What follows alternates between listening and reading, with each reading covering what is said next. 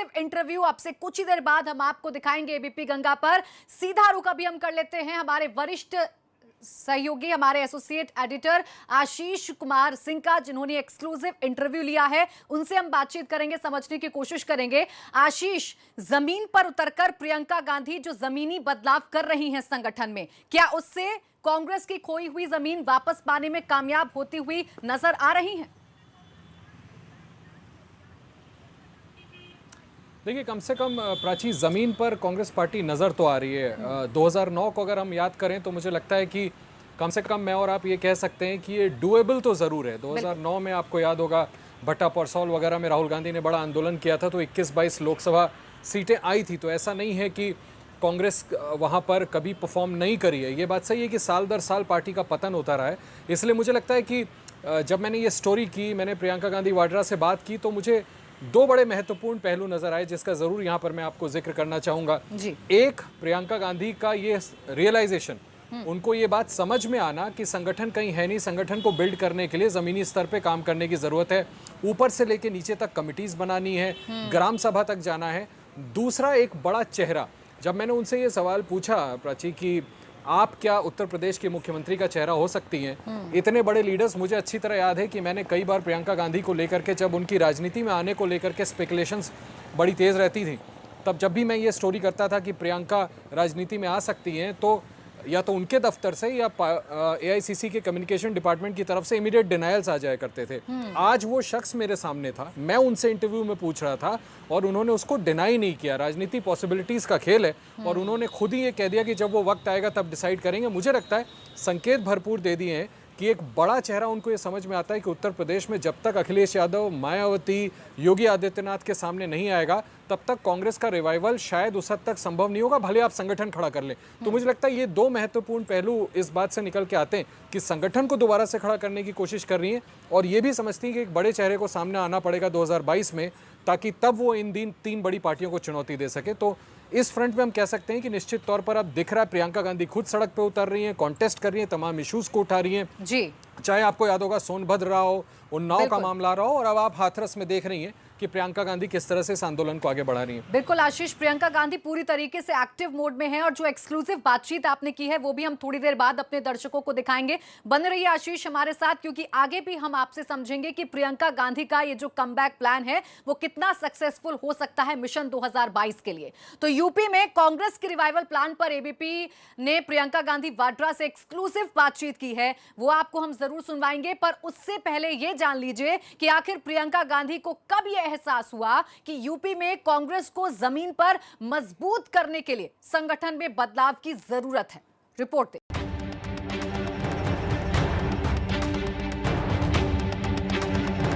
सोनभद्र की वो दिल दहला देने वाली घटना याद होगी आपको। ऐसा नरसंहार जिसने पूरे देश को हिलाकर रख दिया था। प्रियंका गांधी वाड्रा की एसपीजी सुरक्षा तब नहीं हटाई गई थी। इसके बावजूद प्रियंका गांधी बिना किसी को बताए अचानक ही वाराणसी पहुंच गई थी और जब वो बनारस मिर्जापुर बॉर्डर तक पहुंच गई, तब प्रशासन को समझ आया कि प्रियंका तो सोनभद्र जा रही है, जिसके बाद उन्हें रोका गया और फिर चुनाव के लिए ले जाया गया। यहाँ एबीपी न्यूज संवाददाता जैनेंद्र कुमार ने जब प्रियंका से कहा कि आप पर फोटो की राजनीति का आरोप लगाया जा रहा है, तब प्रियंका ने कहा कि मैं तो यहाँ किसी को बताकर नहीं आई और जहाँ भी अन्याय होगा वहाँ मैं जाऊंगी, चाहे मुझे जेल में डाल दो। और एक चीज आप पर हमला कर रही है बीजेपी, वो कह रही है कि आप फोटो अपॉर्चुनिटी के लिए आई हैं, आप क्या जवाब देंगे? मैं सिर्फ मिलना चाह रही थी, ये सब तमाशा तो उन्होंने किया, लेकिन मैं अडिग हूँ, मैं मिल के जाऊंगी क्योंकि उस मकसद से मैं आई हूँ। पूछना चाहूंगा, जो आप पर सियासत का आरोप लगा रही है बीजेपी, आप उनको क्या जवाब देंगे? क्या आप सियासत कर रही हैं?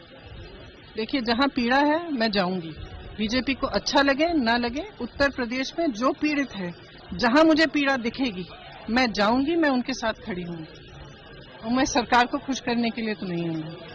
चाहे एक दिन हो, 2 दिन हो, प्रियंका गांधी बगैर मिले नहीं? कुछ भी हो, मुझे जेल में डालना है तो डाल दें, खुशी से जाऊंगी। सोनभद्र ही प्रियंका गांधी के उत्तर प्रदेश की राजनीति का वो मोड़ बना जब प्रियंका को ये बात समझ में आई कि संगठन को उत्तर प्रदेश में मजबूत करने की जरूरत है।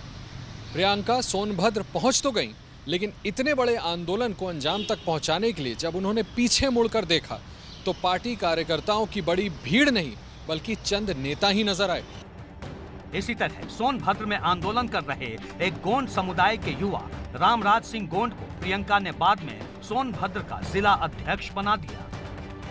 उम्मीद है दीदी पे कि आज उभान संहार में जो भी आदिवासियों को मिला है वो कांग्रेस पार्टी का देना है, और दीदी फिर दोबारा आने के लिए बोले और आए। हम लोगों को साथ बैठ कर के हम लोगों के साथ बैठे और हम लोग से बात किए और पूरी ज़मीन देने का आश्वासन किए। पूरी लड़ाई कांग्रेस पार्टी लड़ेगी और हम आपके साथ हैं। उसी बीच दीदी ने मेरी काबिलियत को समझा और मुझे कांग्रेस पार्टी का जिला अध्यक्ष का जिम्मेदारी मिला। और आज मैं अपने सोनभद्र में किसी भी जाति का हो, आदिवासी, दलित, पिछड़े, जो भी हो, सबकी लड़ाई में कांग्रेस पार्टी के नेतृत्व में मैं लड़ता हूँ।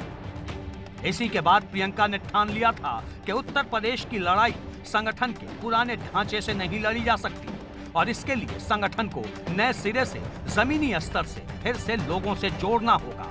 नए लोगों के लिए कांग्रेस के दरवाजे खोलने होंगे। लोकसभा चुनाव के बाद प्रियंका ने उत्तर प्रदेश के सभी प्रत्याशियों और वरिष्ठ नेताओं को बुलाकर संगठन में बदलाव के लिए राय भी ली थी, जिसके बाद वो 2 दिनों के लिए लखनऊ भी गई थी और सभी जिला कमेटियों से 10-10 लोगों को बुलाकर उनकी शिकायतें भी सुनी थी।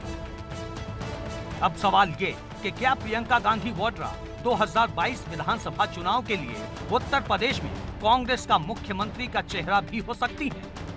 तो सूत्रों की माने तो अभी इस पर सभी विकल्प खुले हैं और इस बाबत कोई भी फैसला सही समय पर सभी की राय से लिया जाएगा। हालांकि कई पार्टी नेता कह रहे हैं कि प्रियंका के नेतृत्व में कांग्रेस 2022 में उत्तर प्रदेश में एक मजबूत विकल्प के तौर पर उभरेंगी। कि दिसंबर के 25 दिसंबर तक हम एक ग्राम सभा में कांग्रेस कमेटी का निर्माण कर सकें। आदरणीय प्रियंका गांधी जी ने एक नए बदलाव, एक नए आगाज के तरफ उत्तर प्रदेश की कांग्रेस को ले जाने का एक अथक प्रयास किया है कि आदरणीय प्रियंका गांधी के नेतृत्व में हम 2022 में उत्तर प्रदेश के किसान, नौजवान, गरीबों की आवाज बनते हुए एक सशक्त विकल्प के रूप में उत्तर प्रदेश की जनता का आशीर्वाद प्राप्त कर सकें। उत्तर प्रदेश कांग्रेस कमेटी की तरफ से, अपने जिले की कमेटी की तरफ से, और एक ऐसा संगठन बना के इस उत्तर प्रदेश में पेश करना चाहते हैं अपने नेता आदरणीय प्रियंका गांधी जी की अगुवाई में, जिससे आने वाले समय में उनके नेतृत्व में उत्तर प्रदेश कांग्रेस कमेटी उत्तर प्रदेश की सरकार बनाने के लिए तैयार है। सूत्रों के मुताबिक प्रियंका ने उत्तर प्रदेश में कांग्रेस के फ्रंटल संगठनों को भी पुनर्गठित किया है। युवा कांग्रेस, NSUI, दलित कांग्रेस, OBC कांग्रेस, किसान कांग्रेस, सेवा दल माइनॉरिटी कांग्रेस को पुनर्गठित करने के बाद अब प्रियंका जल्द ही उत्तर प्रदेश महिला कांग्रेस का पुनर्गठन करने वाली है। सूत्रों के मुताबिक संगठन को मजबूती देने के लिए उठाए जा रहे तमाम कदमों के साथ साथ प्रियंका हाथरस, उन्नाव, सोनभद्र और किसानों के मामलों में यूपी सरकार को चुनौती देती रहेंगी। आपको याद होगा कि CAA NRC विवाद के दौरान प्रियंका गांधी वाड्रा सबसे पहले अचानक एक शाम इंडिया गेट के सामने विरोध प्रदर्शन पर बैठ गई थी। राहुल गांधी भी इस आंदोलन में प्रियंका के बाद ही जुड़े थे। यही नहीं, कोविड लॉकडाउन के दौरान उत्तर प्रदेश के माइग्रेंट मजदूरों की मदद के लिए प्रियंका गांधी ने हजारों बसें भी लगवा दी थी और इसे लेकर सीधे मुख्यमंत्री योगी आदित्यनाथ के साथ उनका काफी वाद विवाद भी हुआ था। अब देखना दिलचस्प होगा कि प्रियंका अपने इन सभी कदमों के दम पर कांग्रेस को उत्तर प्रदेश में फिर से खड़ा कर पाती हैं या नहीं, क्योंकि उनके सामने चुनौती सिर्फ भाजपा ही नहीं बल्कि बसपा और सपा की भी है। ABP नेटवर्क के लिए आशीष कुमार सिंह की रिपोर्ट। तो अभी तक का जो कमबैक